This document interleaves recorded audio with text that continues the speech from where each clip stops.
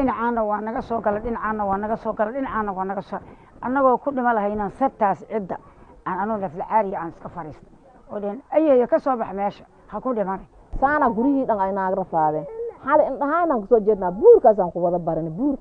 wada baranay waa dhawaqa maanta ee danyarta Muqdisho oo guryahoodii uu biyo dhigay roobka dayrta oo ka curtay gobolka Banaadir barakacayaashan oo ku nool waaxda koobaad ee degmada Warta Nabadda habeenkii xalay yar iyo weyn hurdo ma ledin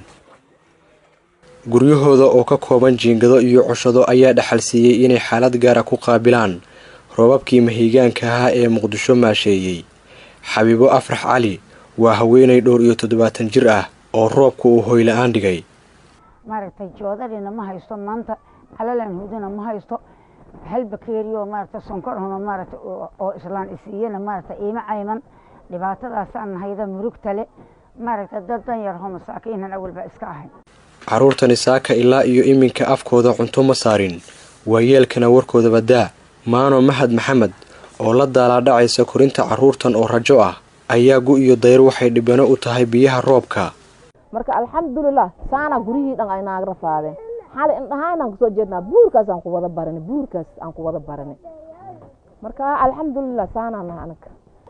marka adii wixii maalintii soo xamaalano habeenkii dabka aan ku shidnaa ilmaha wixii habeenkii barya isku cunaa maalintii waa iska khashimaysanayaan bis alxamdulillah saas aan ku noolnahay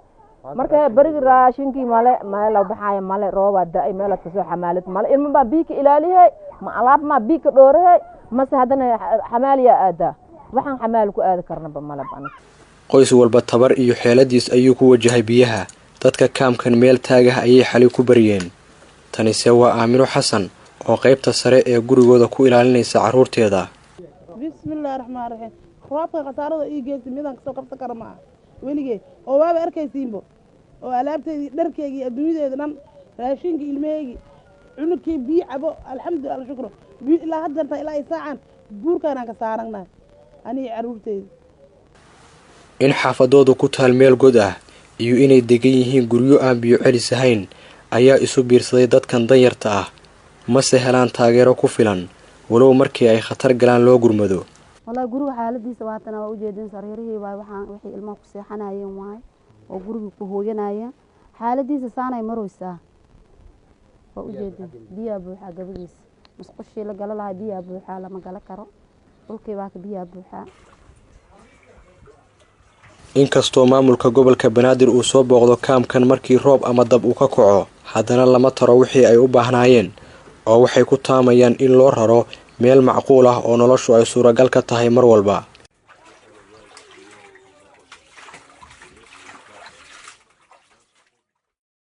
halkan waa kaamka Elman ee waaxda koobaad ee degmada Warta Nabadda ee magaalada Muqdisho oo habeenkii xalay ahaa jidadkiisa iyo gurihiisaba uu biyo dhigay roobkii ka daay magaalada Muqdisho iyo guud ahaan gobolka Banaadir